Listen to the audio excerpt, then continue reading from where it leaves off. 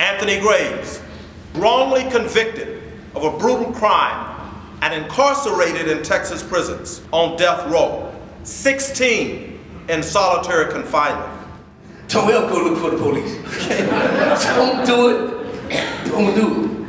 And the reason why I tell you that is because it took me 18 years and 2 execution days to get back home. A man who didn't know anything about me sent me to death row.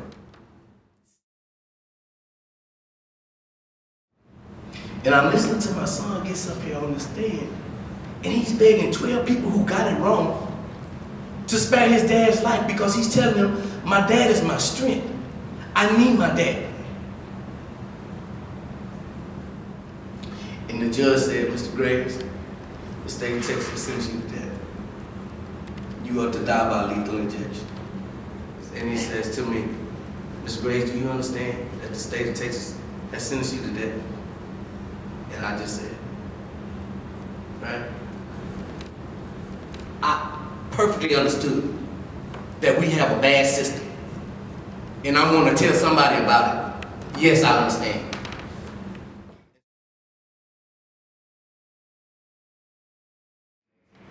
Get against the wall. Turn your head. Don't look at it. Because I was the next dead man walking. So they walked me on down all the way to the end, and they put me in solitary. And I stayed down there 12 and a half years.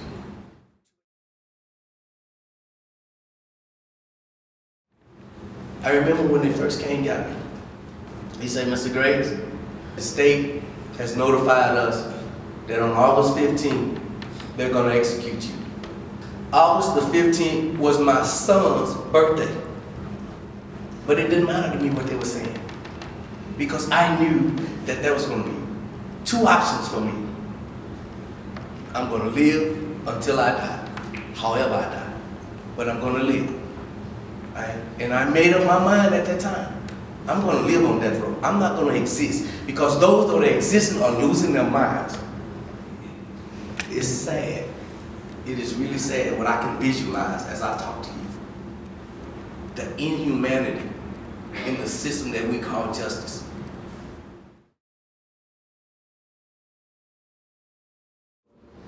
And the note says, man, congratulations, man. I just heard on the news, man, that your case has been overturned.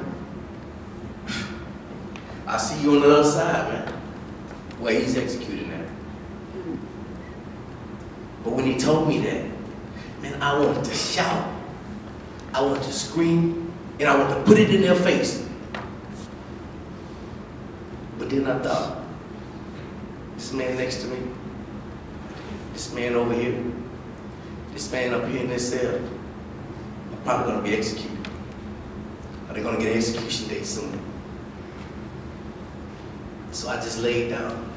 I didn't hoop and holler. I just laid down, and I pumped my fist, and I cried, and I thanked God. Because the court had finally seen what had happened to me, and they cited egregious prosecutorial misconduct was the reason I was sitting behind bars. You either try him in 120 days or you release him.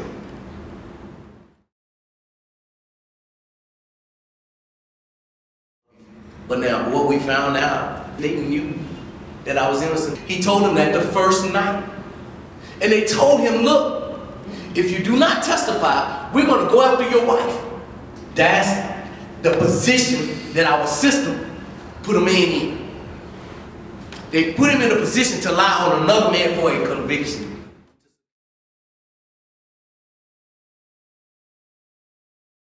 I stayed there 4 more years. Behind steel double doors, solitary confinement. They were trying to break my will to live. They were trying to break my spirit. So my attorney came to me, she said, well, Anthony, they would like to know, like if I can get you time served. And they haven't offered it, but I'm just going to put it out here. If we can talk to them and get you time served, and you sign for the conviction, will you do it? I said, no. No. They either free me or they kill me. There would not be a compromise. That is what's wrong with our system. We compromise too much. And as a result, it is failing us. We'll put innocent people behind bars because we're compromising too much. So I sit back there 4 more years. 4 more years behind. I mean, and the only thing I could do is use the phone. And I would call my mom. That's the only thing I could do. So finally one day, after going through 10 prosecutors, this tough-nosed prosecutor named Miss Kelly Seeger. Miss Kelly Seeger's put 19 men on death row. Sad, but that's true. So they put Miss Kelly Seeger on the case to put me back on death row. That was my blessing in disguise, because Miss Kelly Seeger was the first person that decided that I'm going to investigate the case. The case had never been investigated. So she started investigating the case, and she told me, she said, Anthony, when I came on this case, I had one purpose, and that was to put you back on death row. She said, I went from, okay, how can we try this case, to, oh my God, this man is innocent. And then she goes to the judge, her and the local prosecutor goes to the judge and say, Judge, we need you to sign the dismissal order because this man is innocent. And she said, no. Judge, if you do not sign this dismissal order, we're going to go to the media and let them know that you got an innocent man back here that you're refusing to let go. And she said, well, then let him go today. Don't bring him to my courtroom. She got attitude. I'm the one in jail. She got attitude.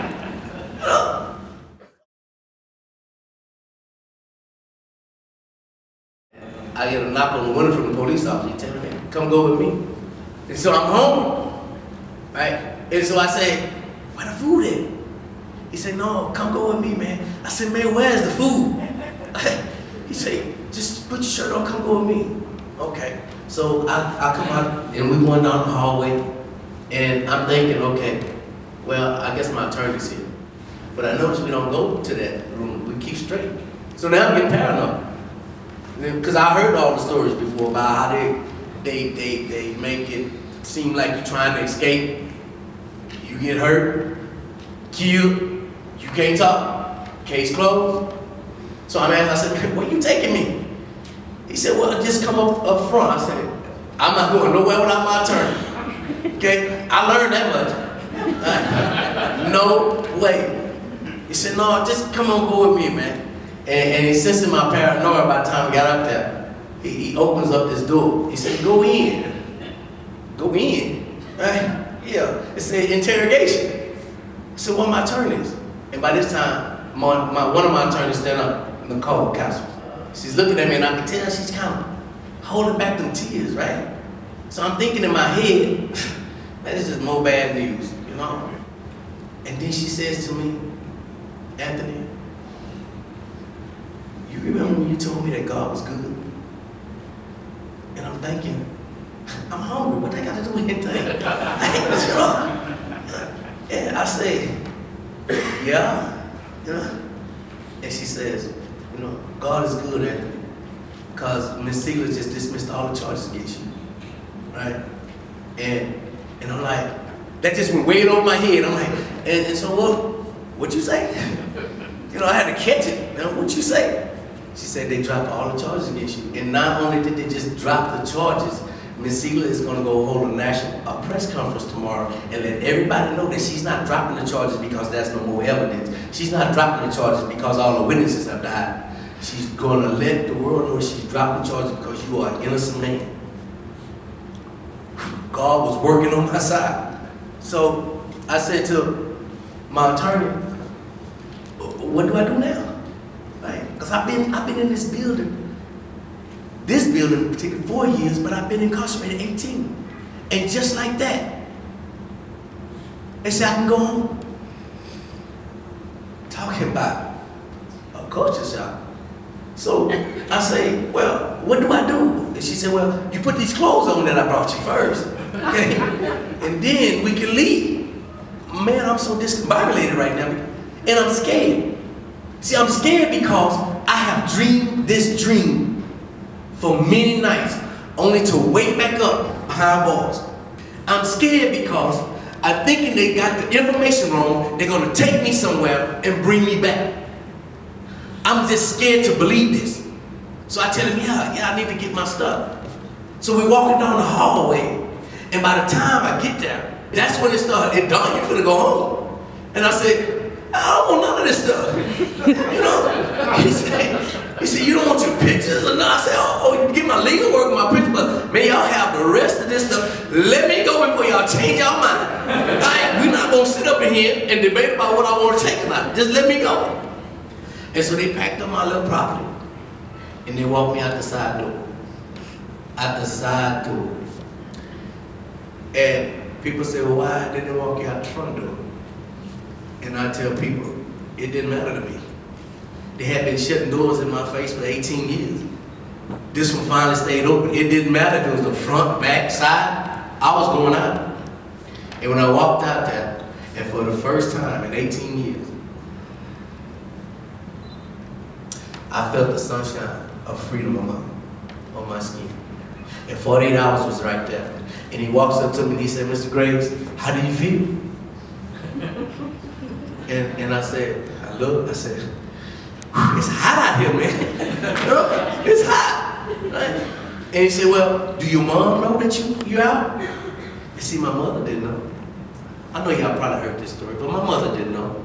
My mother, they only had told us 2 hours prior. So nobody knew. Right? And so they said, do your mom know? Do your mom know? And he put the cell phone up there. And I said, I don't know how to use no cell phone. I've been locked up. When I went in, the cell phones were this big, right? That you plug into the car, you use that big old receiver, and they charge you arm and leg for it. And now he's giving me this little small phone telling me call my mother. I don't know nothing about this thing, right? So my attorney, she said, well, I have a number, I'll dial it for you. Let me tell you something about my mom. Like I told you, when I was in the jail, the last 4 years, I could call my mom, right? And I don't know if you've heard this before, but I used to always call my mom, and I would ask my mom, what you cooking? Every time I get on the phone, I say, Mom, what you cooking? And she tell me, oh, I'm cooking some steak, and got some potatoes. And I say, hey, don't tell me. She said, but you asked. I said, yeah, but not for you to tell me, because I'm gonna eat bad food, right? Don't tell me. She said, all right, well, next time I won't even tell you.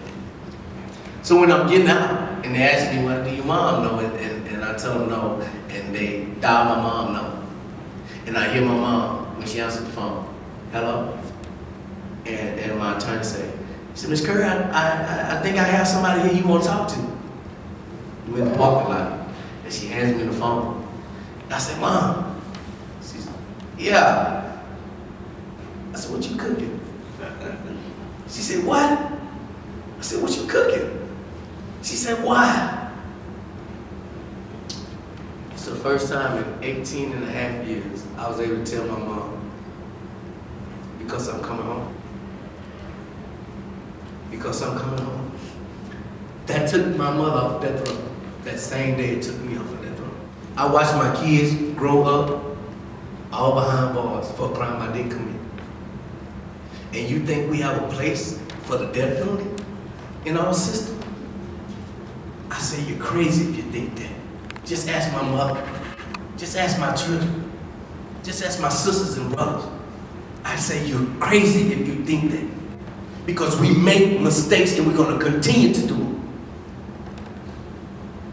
We can never be 110% sure that we'll execute the right person. And if we can't do that, if we can't be sure,